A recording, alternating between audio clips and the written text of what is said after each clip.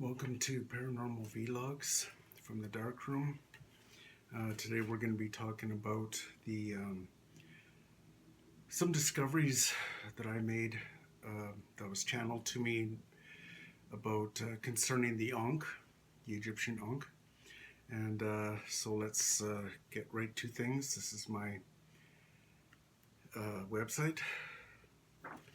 Here's my YouTube channel where there's several other videos concerning the ancient mysteries, and I would highly recommend going to those, as you'll understand this video and other videos a lot better. So here is the Wheel of Fortune I spoke of in the last video concerning the numbers 1 to 10, and then later the tetragrammaton and the tetrix. The Wheel of Fortune is the wheel of the cryptids. You can see the tetramorph on there, the 4 creatures. All of them are reading the book of the Akashic Records. Okay, and it has to deal with, it's number 10 in the major arcana with the numbers. So let's just get it right into this, and these are all my own theories. The Ankh is at the center here, is the cosmic egg. There are 4 basic mythologies to ancient Egyptian creation. All of them are pretty much the same. This is the chaos called Nu or Nun, and the Ben mound that arose out of primordial nothingness, the Nun. It later became into a pyramid, and there are 3 different other main gods that each appeared out of the primordial mound. There's Khepri, Atum, and Tapa. All 3 of them created air and moisture, Shuf and Tefnut. And of course you have the story of the primordial lotus, that all things were created from. Now the lotus is created from the depths of the muddy waters, which is why it's so used in allegory so often in so many different stories. Now again, the Ankh is the Vesica Piscis, where it is the feminine aspect. 1 creates 3. 1, 2, 3, 4.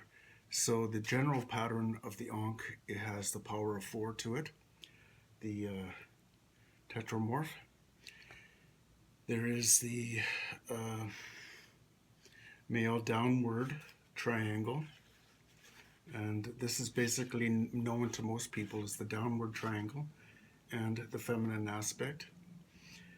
Now in the oval here was the primordial creation of the Pisces, Vesica Piscis, and that of course created polarity, and so there's that. And then in another image we have again the oval, which is the 0, which creates 2 from the Vesica Piscis. 1, 2. It is the oval, the 1 plus 0, so it can be 0 and 1 at the same time. The 1 creates the first. This is the first essence of the Ankh. Now, again, in the Ankh is the Nun or Nu of the primordial chaos, from which water and air came forth, was first created. There is fire in the middle here, and there is the 4 males of the negations of the Ogdod, and 4 female negations of the Ogdod. There's 9 altogether. And then this, of course, represents the creation of the earth. When creation happened, the 4 males and the 4 females of the negative negations, which I'll get to in a minute, were created. So you can already see the principles of 4 already, and the principles of 4 will continue as we go forward here. The oval, of course, is the Cosmo creator. It goes by different names, Cosmo with a K, Crater. But it isn't Jesus. I mean, you can, if you want, you can depict Jesus as the Cosmo creator. But actually, all things in all forms come from the feminine. So this oval, again, represents now Yod, which is the holy number of 10. And it is the essence of all things, the creation of all things. This is the generator of unification. So here we have the 3 forces of, we have Isis, Horus, Apophis, and Osiris, the myths. Osiris is down here. And we have the Tetragrammaton, the Yod, He, Vav. Okay. And we have more powers of 4 coming up here. We have what I call the second part of the Vesica Pisces, which takes place within the oval of the Ankh within itself. It is seen right when you view the sacred geometries. You'll see it, that the 4 directions are created as the 2 spheres on either side separate. And so we have the 4 worlds of the Sephiroth, the 4 worlds of the Sephiroth tree of life. And from that we have west, east, south, north, Berdorai, Zendgurithra, Ashura, and Etsulut.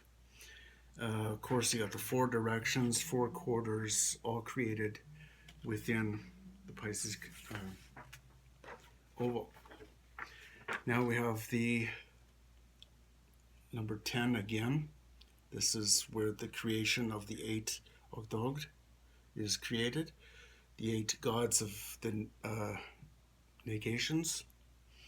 You have 10, or 1, or 0, 2, 3, and again 4. The Ankh representing the power of 4.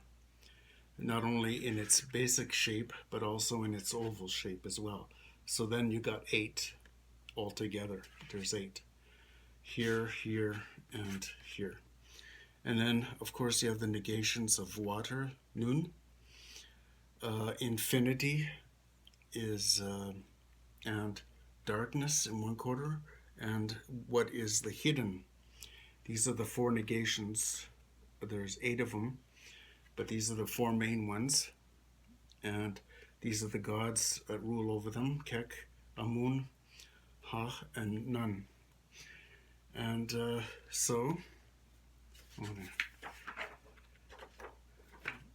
so now we have the Scarab. The Scarab here in the oval is separated into 3 parts, the back of the Scarab. And Scarabs can fly, which is why they're often seen with wings. It's a solar energy.